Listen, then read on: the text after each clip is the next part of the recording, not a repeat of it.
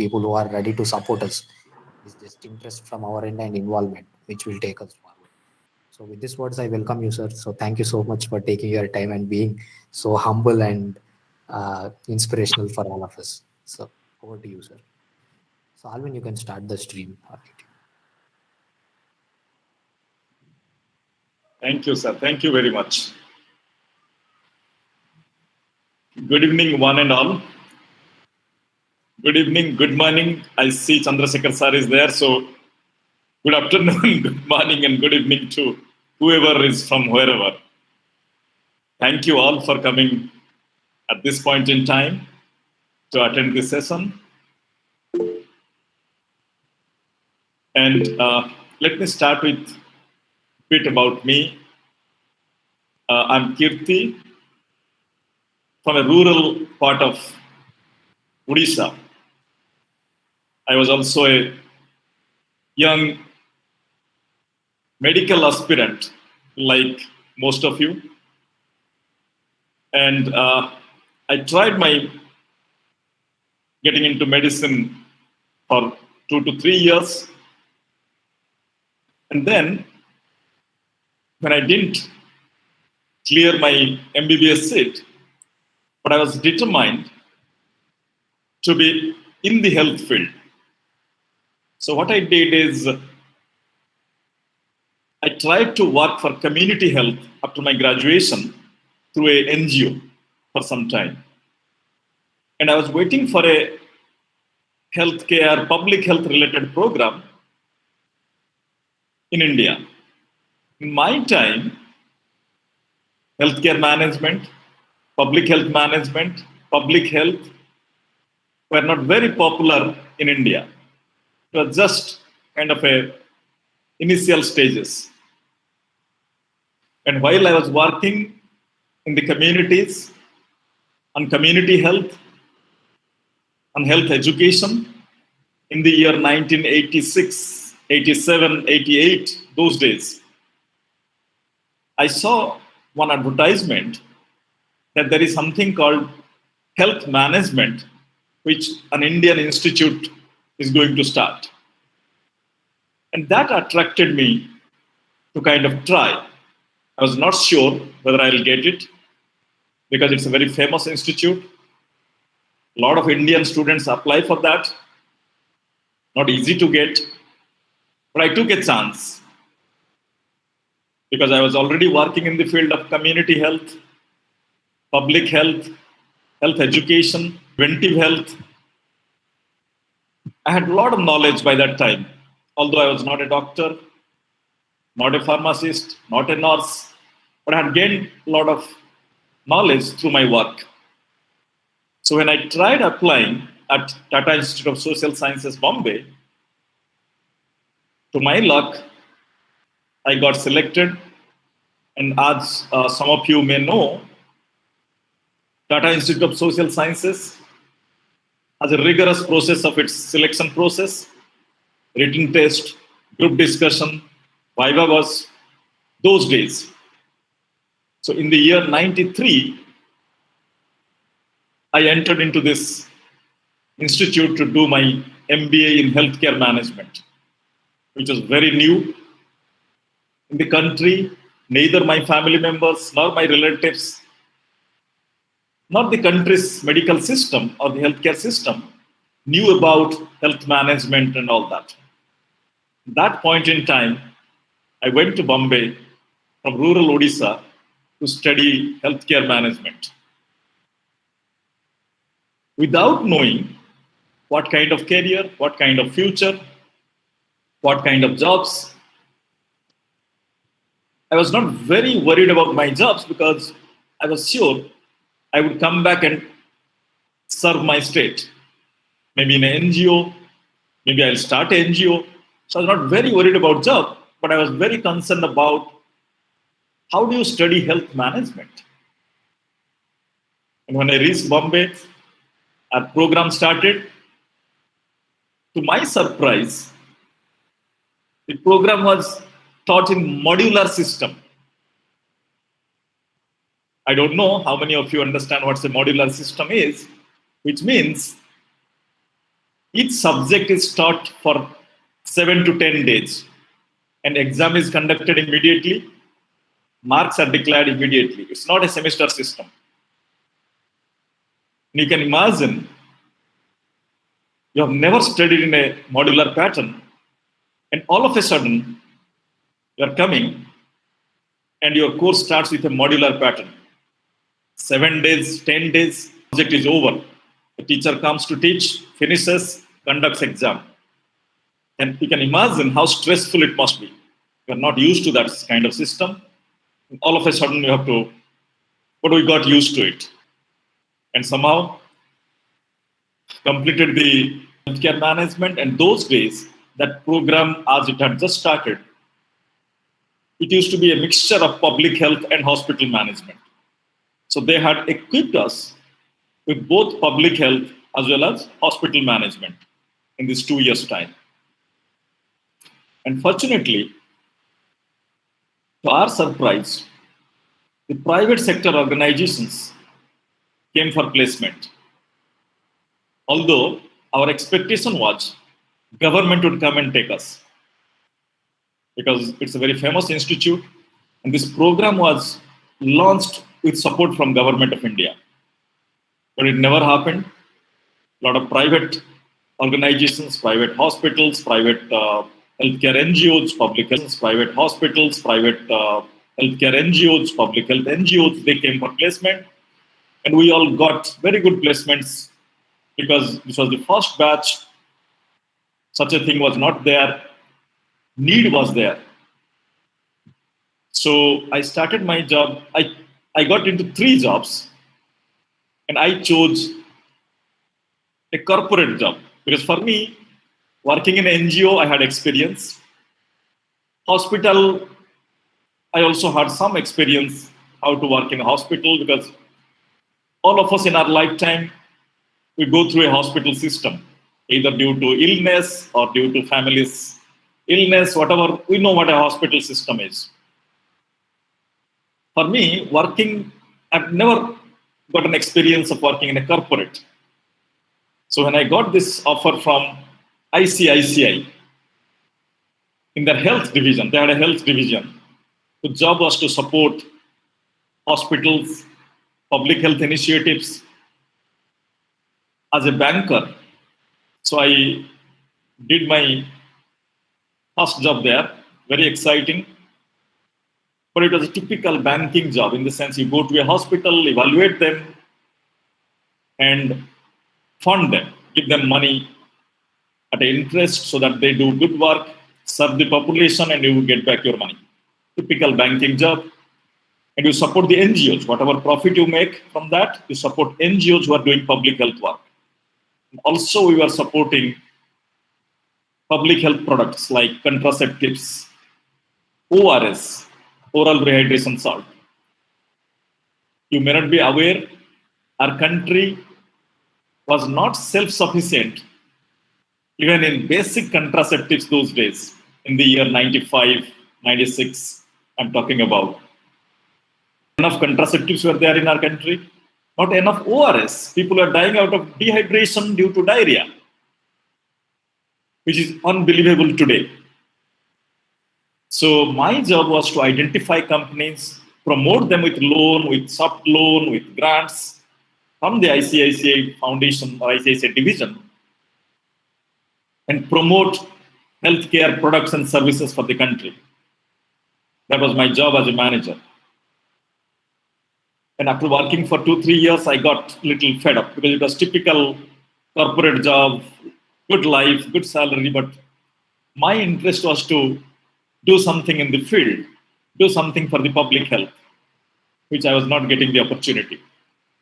And fortunately, there was an advertisement from Government of India and British Council that they want to pilot malaria control strategies with Government of Gujarat, Government of India, British Council, DFID, and London School of Hygiene and Tropical Medicine, and they need a manager to coordinate the entire project. I got excited, went there, and very successfully we completed the project and gave Government of India the strategies for malaria control. Today, whatever strategies you see for malaria control was part of that project, outcome of that project. I'll tell you those three outcomes. They had this insecticide-treated mosquito nets and early detection and prompt treatment for malaria. And the third strategy was insecticide residual spray, house spray. And for what kind of terrain, whether it is a hilly terrain, a plain region, or a coastal region, depending on that, these strategies were employed. And today, our country is following the same strategies out of that project outcome.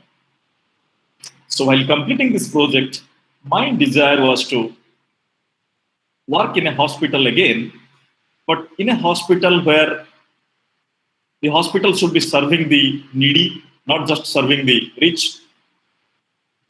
And also a good organization where I can contribute as well as learn. That was my intention. I was young, very dynamic, lot of spirit, lot of enthusiasm. And I did my search. I did my whatever search, my analysis in the country, found a couple of organizations, NGOs, hospitals, charitable hospitals. And among them, I found Aravind Eye Hospital in Madurai was to be one of the best models of those time. And it had a Harvard case study. And that is how I chose to go and work in Madurai from Bombay and Gujarat, which normally people don't do. So a lot of my classmates, my batchmates were laughing at me. But after working in Bombay, you go to Madurai, corner of South India. So somehow I went there. I also was not sure whether I'll continue there. But it happened so. I spent 13 years in Madurai, and I never realized how the time passed. Because it's a massive organization, it's a global organization, a global model for good healthcare organization. They work in eye care, but the management practices, the institutional practices, the organizational model is one of the best for the world.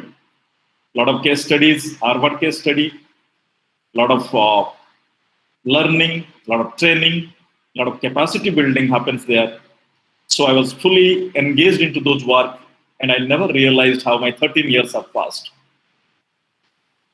And then while doing that work, I used to travel to 20, 30 countries, developing countries, sharing this model of Aravind Eye Hospital. And once, due to some invitation, I came to northern India for a visit of a hospital. When I came there, I realized it was UP, Mirzapur, or something like that. That time I realized I'm going around the world, helping many hospitals in different developing countries, but I never realized my own country, North India, is different from South India. The kind of hospitals we get, the kind of healthcare services we get, the kind of value system we give to our patients in South India is lacking in North India. And that opened up my eyes. I said, instead of traveling to other countries, let me first help my own country. And that is how I shifted from South India to North India. And now I'm based out of Chandigarh and trying to help as much possible in a variety of ways to improve healthcare in a way we see in South India. You have fantastic models in South India, whether it is Narayana Hudalaya, whether it is Aravind Eye Hospital, whether it is Sankar Netralaya, whether it is CMC Vellore, whether it is Manipal Hospital, there are many good hospitals you find in South India. Very modest in their charges. They serve all kind of strata. They serve the poor, they serve the rich, and they are self-sustainable. Such models you don't see in any other part of India. So and I had already learned the models. I knew the entire way on how to design such a model, how to grow such a model, how to develop such an institute. So I said, let me go to North India and see if I can help hospitals if they're interested. And that is how I came here. After coming here, one thing struck me, that if we have to improve healthcare in our country, doctors are there. We have million plus doctors, allopathic doctors I'm talking about. If we add Ayush doctors, it will be another 1.5 million. It's like 2.5 million. 25 lakhs doctors we have in our country. But unfortunately, our management theory says for every doctor, you need to have 10 allied health staff minimum, which means if we have 25 lakhs doctors in our country, both allopathic and Ayush, qualified doctors I'm talking about, we need to have 25 lakh number of allied health professionals, which is literally, if we take 25 lakhs and multiply by 10, it will be 2.5 crores. I doubt if we have even 10 lakhs qualified allied health professionals in our country. When I say allied health professionals, I meant everybody other than a doctor, whether it is a nurse or a pharmacist or a lab technician or an X-ray technician or a OT technician or a dialysis technician or a cardiovascular technician or a physiotherapist or an optometrist. Even I'm putting them into one basket called allied health profession. As per the rule, thumb rule, we need to have 10 allied health professionals in any healthcare system, in any hospital, for each doctor, each qualified doctor. Unfortunately, they are not there. Then I thought, then what is the point? We may develop beautiful hospitals. Somebody has money, can build beautiful hospitals. We may have doctors employed there. We may buy beautiful equipment from Germany, from Japan, from here, from there. That's not going to solve the problem. The need is manpower. The need is qualified, skilled workforce. And where are they? And without that, the buildings, the equipment is not going to help in healthcare at all. We need people. And that changed my mind that what can I do for producing good quality allied health workforce in our country. By that time, I'm talking about 2010, 2011, we had good number of pharmacists in our country. We had good number of nurses in our country. We had some amount of physiotherapists in our country. Beyond these three, other professions, allied health professions were not there. You don't find good X-ray imaging technicians. You don't find good lab technicians. They're there, but at a very low diploma level. You don't have graduate level allied health professionals from lab, imaging, OT, dialysis, cardiovascular. There are many, 30 branches we need. And how those 30 branches has come in our country? Earlier they were not there. When I was a child, when I used to visit any hospital, I used to see a doctor, a nurse, a pharmacist. That's it. We never knew all these professions. But technology has developed rapidly in our country. Philips, Siemens, GE. Philips was making radio and music systems in my young days. Siemens was in healthcare, but they are also into other areas. GE was making aeroplane engines. But today, GE Healthcare is in a big way into healthcare equipment. Philips Healthcare is in a big way into healthcare equipment. Siemens is in a big way, as you know. So there are many such companies which has come and developed amazing technologies. But who will operate them? Where are the allied health workforce to operate them?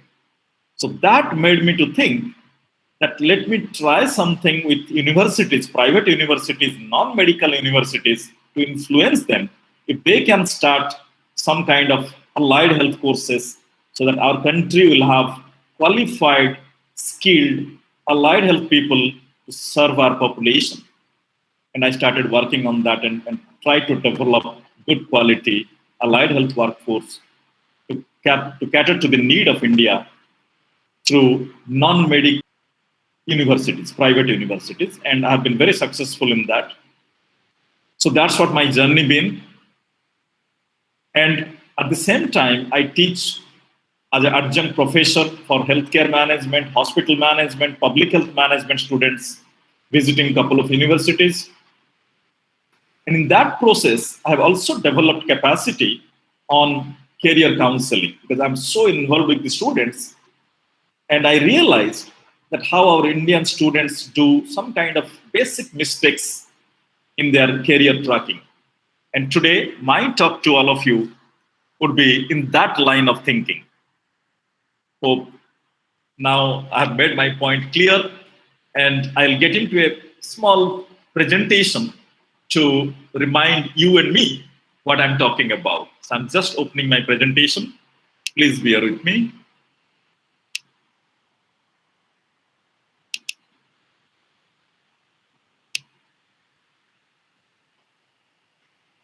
Are you able to see this? Yes, sir. Yes, sir. Thank you. Yes, sir. Thank you very much. Yes, So let me, Yes, sir. yes, so let me get into this.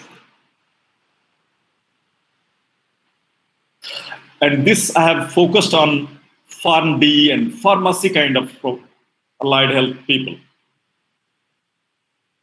See, if you look at 2009 and 2010 days, when I started my journey of helping people, helping institutions, helping our country, the pharmacy profession was broadly in these categories. Either they were practicing pharmacists at the community level, opening up those medicine stores or small community clinics, or working in hospitals or hospital drugstores, and some amount of clinical work pharmacists used to do. And the other jobs were academics, clinical research, regulatory work in the pharma companies, quality audits, and also some amount of academics because a lot of pharma colleges are opening, were opening. So a lot of pharma graduates used to do Pharm, PhD, whatever, and get into teaching and research. And industry jobs, pharma industry jobs were there. Baddi, near Chandigarh, was opening up. Gujarat, Mumbai, Goa had many pharma companies. So people were getting into pharma company jobs in production, quality assurance, research and development, quality control, packaging, regulatory, and major jobs were in sales and marketing. Medical rep, I remember in my young days, medical rep was a big job in the pharma companies. Very interestingly, let me speak that out here because I may forget to speak this. The scenario has changed.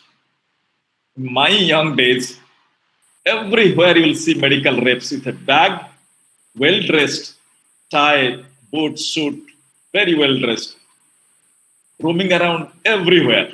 Every doctor's clinics, hospitals, health institutions, government, private, all kind of things. You don't see that picture now. Changed drastically. After our country has gone into hospitalization, massive, big hospitals. You don't see many individual practitioners now.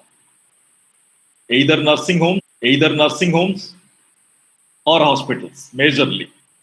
So you have a different type of medical representatives, and they are called business development managers kind of positions. Next. So what paradigm shift in thinking has come?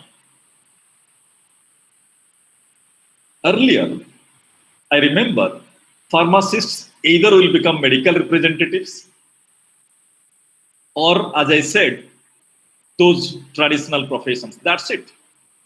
They cannot think beyond that. There was a block in their mind. It's blocked. They were only looking for pharma company jobs, medical representative jobs, or few academic jobs in pharma colleges. But here, huge paradigm shift has happened, and we want our pharmacist friends need to be aware of that, need to engage in that. So here I have given the example. We all must have seen in our districts, in our neighborhood, in our village areas, that the engineers, you'll see a IAS officer in your district collector, will be engineer or a doctor sometimes. Very interesting. That also raised my curiosity sometime in my young days. Why a doctor is becoming an IAS officer? Why an engineer is becoming an IAS officer? And that too from IIT, from AIMS, from top institutes. For medicine, you know how difficult it is to get into AIMS, PGI kind of seats, JIPMER kind of seats. You know very well. I don't need to explain that. After struggling so much, getting into a AIMS or a good institute, medicine, and then all of a sudden somebody decides to become an IAS officer. And what an IAS officer does? Building roads, solving problems, addressing politicians, coordinating between politicians and people. Very tough job. Salaries are very low. IAS officer, you become fixed salary. You don't get very high salary. But still, there are engineers and doctors getting into IAS officers. They do MBA. Some of them, they don't like to be engineer in spite of studying in IIT. A lot of IIT engineers go for MBA, finance. They become finance experts. How to invest money. They become consultants in consulting companies. They work in NGOs, international NGOs, global NGOs, UNDP. They start their own business. Nowadays, a lot of IIT engineers are into startup. And very interesting, engineers, their startups are working for medical technology, health technology. I did an analysis I found very surprising. All the medical technology, health technology, innovations happening in India, 70 to 80% are engineers. Hardly any doctor or pharmacist or nurses in that. So it gives me an impression.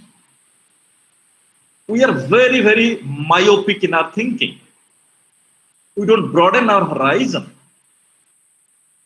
We only think about how can I get a job in a pharma company, in a pharma college. That's it. But see how they have opened up. Engineers are developing health technology. We can do better. If we start engaging, we can do much better than them. We can develop beautiful medical technology which is not there. Because we know the need, we know the medical part of it. We can join hands with engineers and do wonderful things. Same with doctors. Doctors are becoming IAS officers. I know many doctors at my close contact who are IAS officers today in different states. They do MBA, become hospital managers. They do public health, become public health experts. They join pharma companies, doctors. Many, many doctors you see there in pharma companies. They are consultants. They do hospital management. They do public health. They are into R&D, research and development in pharma companies. There are doctors who are into startup companies, social enterprises, NGOs, charitable hospitals, and own business also. So my question is, what sin or what mistake we had done as pharmacists, and why can't we also think like this? Why can't we broaden our horizon of career tracks and contribute to society and social development in many ways? Those who are very sound, very passionate about their profession, about pharmacy, they can get into pharmaceutical jobs, they can get into whatever work in their own pharmacy core profession, research and development, quality, pharmacovigilance, but not necessarily everybody, and many are not getting it because jobs are limited. So why can't we think different? Why can't we shift our thinking?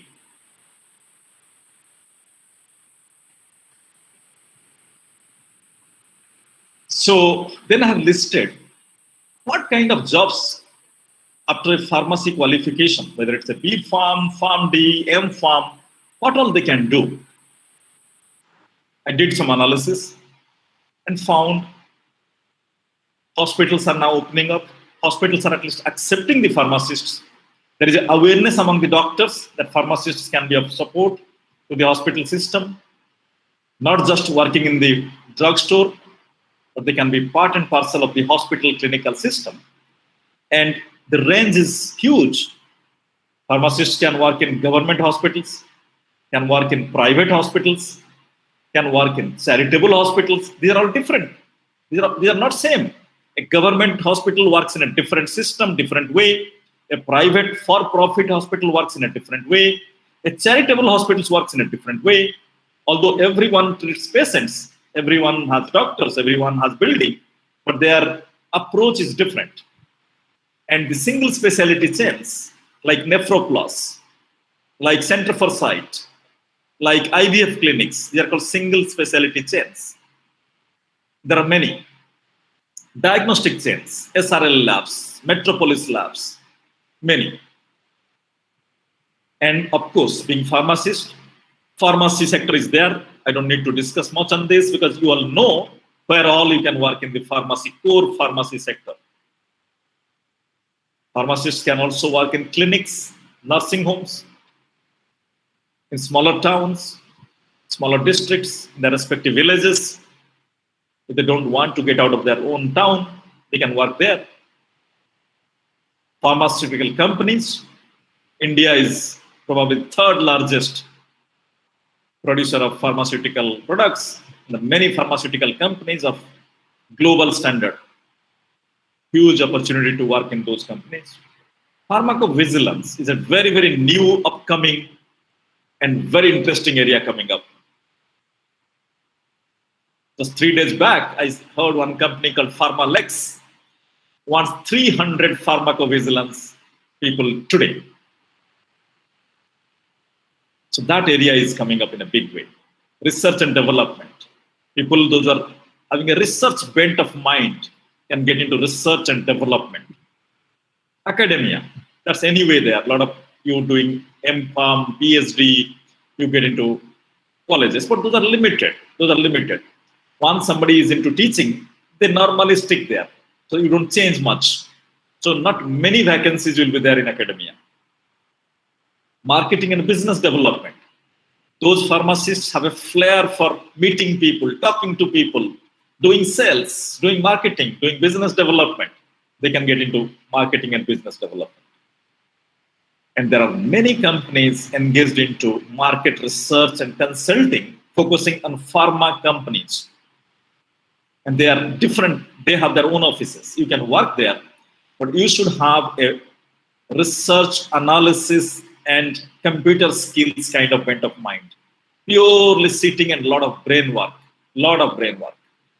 So those who have a flair that, they can take jobs in this sector. What else? Very interesting. I did some finding.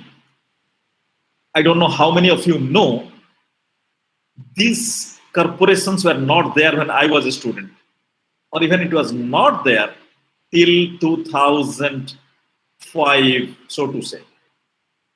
Tamil Nadu Medical Services Corporation is probably the first in the country which started a corporation to procure drugs, medicines, all consumables, equipment, instruments, anything required for the state, which is massive, huge. Earlier, before these corporations were set up, each district used to procure on their own whims and fancies from the medicine stores here and there. And of corruption, a lot of quality issues are there. Today, each state has a centralized procurement system. I've given some examples here. Tamil Nadu Medical Services Corporation, Andhra Pradesh Medical Services Corporation, Madhya Pradesh Medical Services Corporation. Many states have started learning from Tamil Nadu Medical Services Corporation. Quality is managed, cost is very good. They buy at a very good cost because they procure in large quantity. So these corporations need many pharma graduates, many farm days. So this is a place where all of you can have an opportunity. And each state has a huge corporation to procure drugs, medicines, consumables, equipment, everything for the entire state on an annual basis. And the most suited people are pharmacists to do the job in this kind of corporations. And there will be many pharmacists working there. The new thing coming up, the new trend, online pharmacy, which we had never heard of. Even you may not have heard of in your student days. Online pharmacy, pharma startups, medical technology startups, and they also prefer a pharmacy graduate with some MBA or something than a non-pharmacy graduate with MBA. Another interesting area called health technology assessment. It's a skill which we normally learn during our courses. And if you can become an expert, your demand is very high in the market.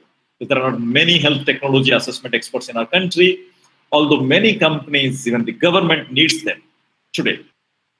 And as I have earlier said, pharmacovigilance, pharmacoeconomics, these are the new concepts coming up in a big way for the global need, not only for India need. If you become a pharmacovigilance expert, if you become a pharmacoeconomics expert, your market demand is there across the globe. And the other interesting part is supply chain management experts. Oh, that's also coming up in a big way. And in healthcare, when you talk about supply chain, it's mostly drugs, vaccines, consumables, medicines, majorly. So whom would they prefer? Obviously, they would prefer a pharmacy graduate with experience as an MBA in supply chain understanding, stores management understanding and all that. Whether it's a Pharm D MBA or a pharmacy MBA or Pharm MBA, it doesn't matter. But the need ideally should be a pharmacist. And because they don't get a pharmacist with MBA, today they are taking some other graduates. But if they would get a pharmacy with MBA, I'm sure that would be the first preference for them to choose a pharmacist with MBA. Then health and life sciences consulting. Every consulting company, these are all high paid, PwC, Deloitte, KPMG, E&Y, there are many. There are at least 100 consulting companies in our country. IGVIA. And all of them have a health and life sciences division. They would prefer a pharmacy, a Pharm D with MBA to join their company. But because they don't get such people, a pharmacy graduate with MBA or a Pharm D with MBA, they are forced to take other people from outside who have interest in healthcare. And people, those who have a social bent of mind, those who don't want to make big money, but they want to serve our country, they want to serve their village, they want to serve the population, they want to serve their district, they want to serve their state. There is something called community health services.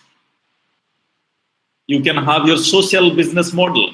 You can have mobile vans, and you can recruit pharmacists to go and every day go to different villages and serve through mobile vans and charge some money. You don't need to give it free. Because today, I have visited many rural India villages.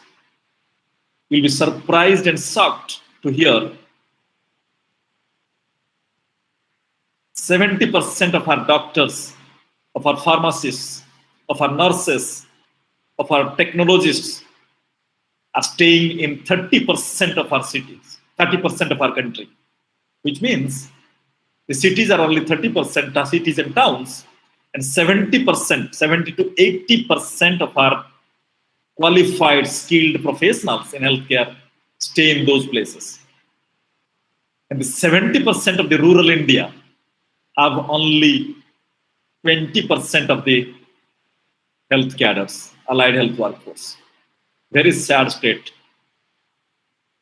And hence, if you have a social bent of mind, you can start your social business When I say social business, it's not charity. You don't need to give it free. But you are putting efforts to go to them, to their villages, to their houses, and serve them there by checking their health, by giving them medicine, by treating them there, and referring them for any illness to bigger hospitals. You pharmacists also have a chance of working in health and medical technology. As I had said earlier, today only engineers are getting into it. Why not pharmacists in partnership with engineers to develop medical technologies, innovate health technology? And you'll be surprised if your health technology, what you innovate, becomes a viable market need. You don't need to work. You have to sleep at your home and make your money. Because your technology will be so popular, your product, whatever small diagnostic or whatever you develop, you have to just relax in your home, make sure that your product is in the market, doing good business to get your money. And it helps the population because you have done something wonderful. I'll give an example in case you are not understanding what a health technology. One student was dreaming about starting something called thyrometer. Today, for thyroid test, many women in the villages have thyroid problem, but they have to go to a hospital to do the test. So can't we have a portable technology which can do thyroid tests in their houses? The way we have glucometer, we have many gadgets today which you can keep at home and do your tests. So there are many such portable health technology is still in need. Rural people don't have a big hospital. They don't have diagnostics. Where do they go? They cannot travel to far places, spending money for big hospitals. So we have plenty of opportunities to. It's an open market. Even today, you can serve them and make your money. Serve the poor, make your money, you survive, and you serve, and you sustain. Service with sustainability.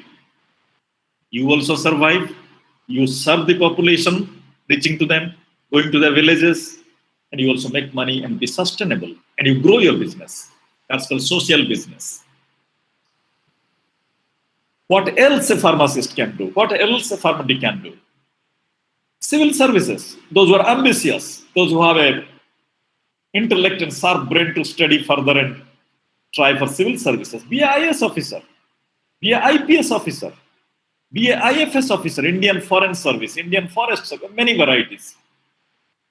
Okay, you say, no, I'm not that intelligent. Try for your state public services. You become a state officer, state IAS officer. There are plenty of such opportunities. Nowadays, I see engineers are applying for that. Homeopathic doctors are applying for that. Ayurvedic doctors are applying for that. Many nurses are applying for that. Besides the BA, MA, BSc, BCom graduates, professionals are also trying for that. So you can be, plenty of such. Market is open for you. You are also a graduate like anybody. So why can't you try? And those who are still ambitious, want to get into business side, can do MBA. Very generic qualification to grow as a leader, to grow as a CEO of a pharma company, to grow as a CEO of a pharma company. Pharma companies are looking forward to a B Pharm with MBA to make their CEO. Not just B Pharm, not just PharmD. If you have a PharmD and MBA, you are more preferred by them. They'll grab you with your experience and all that. I don't know how many of you know who is the CEO of SRL Labs and what is his background.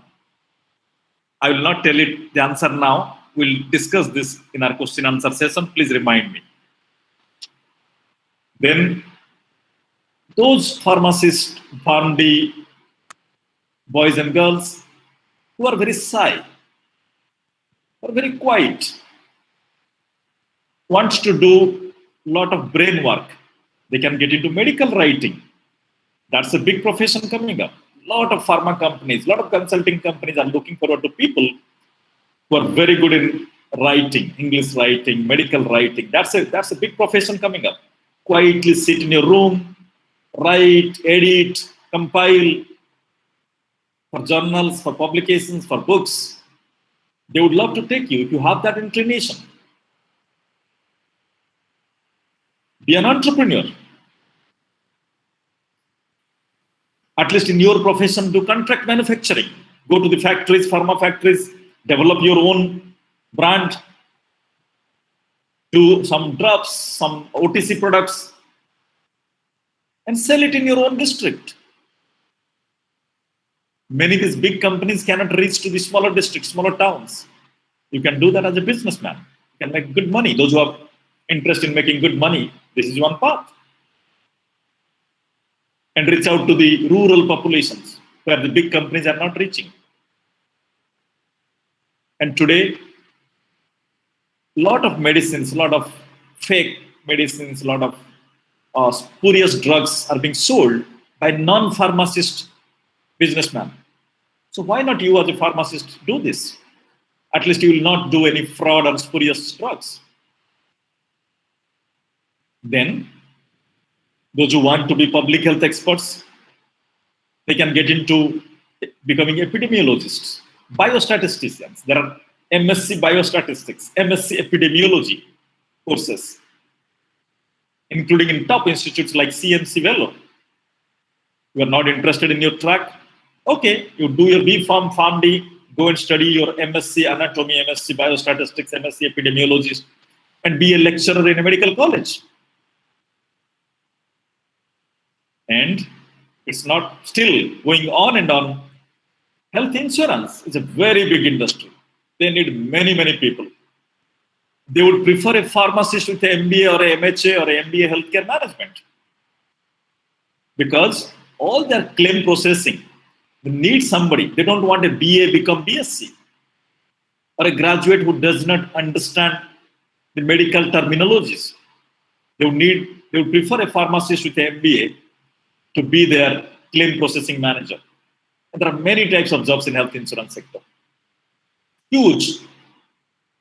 And hope you know who are those health insurance companies. Max, Bupa, Apollo, Munich, Allianz, Bajaj Allianz, Aditya Birla, health insurance company, Cigna TTK, Cigna Manipal, many. There are ICICI Lombard, SDFC Ergo. There are many, many health insurance companies. They would love to take you as a manager.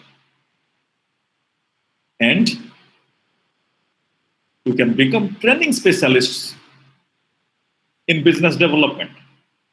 Many medical companies, many pharmaceutical companies, many medical tech companies wants people like you who understands the medical side very well and also a MBA or a MPH or something to make their training specialists so that you can go and talk to doctors, go and talk to hospitals, train them, train their staff.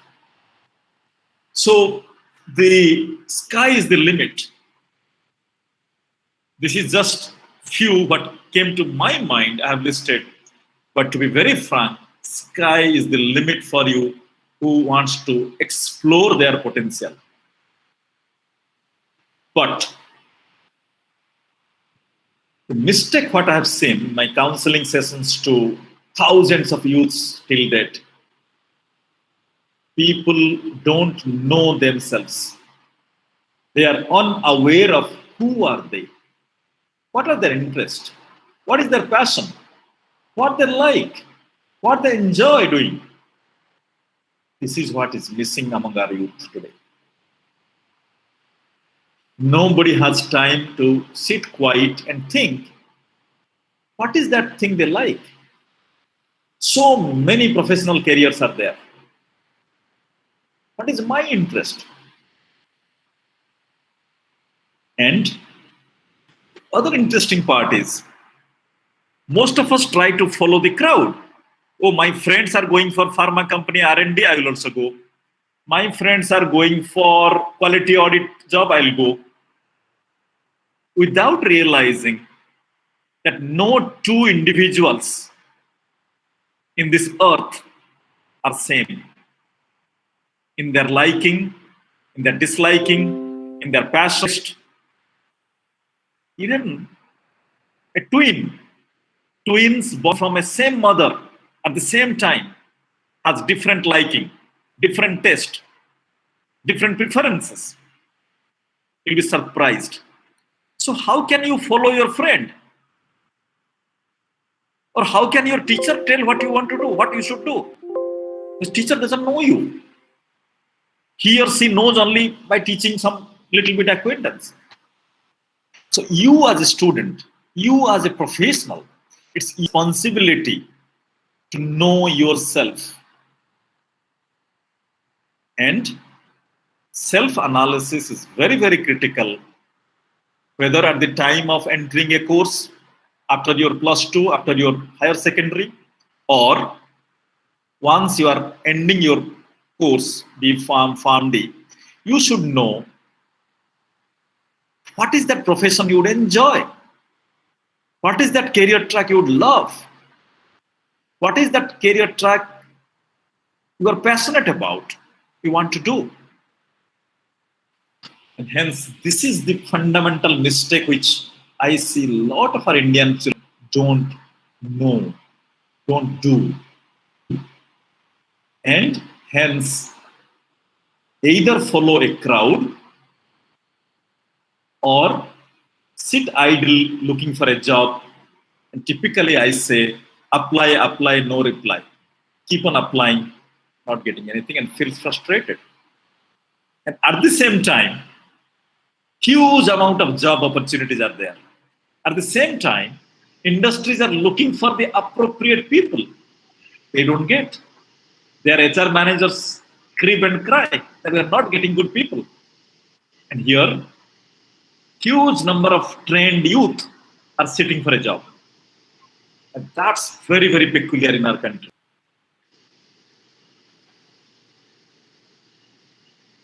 So this I have explained in some way, but again, I'll just take it through. As I said, every non-mathematics, in the sense bio student, wants to become a doctor. Like me, like all of you. We must have tried to become a doctor. We must have tried for appearing all the entrance exams. But only few seats, all don't get. We come into the allied health programs, which is the next ladder. But we come with a lot of dissatisfaction, a lot of frustration, a lot of unhappiness that we didn't get into medicine. And in that process, we study something, but we study with not so happiness. And even selecting a branch, whether I want to be a pharmacist, I want to be a nurse, I want to be a physiotherapist, whatever, we don't know how to do that. We don't have enough information in our country. We don't have career counseling in our country as it should be. And hence, we listen to our parents, our relatives, our friend, our brother, our uncle, our aunt, and get into something. And middle of that course, we realize this is not my interest. That's a major problem which happens. And 50% of our allied health profession lose interest in the middle of their course, which is in one sense good, so that 50%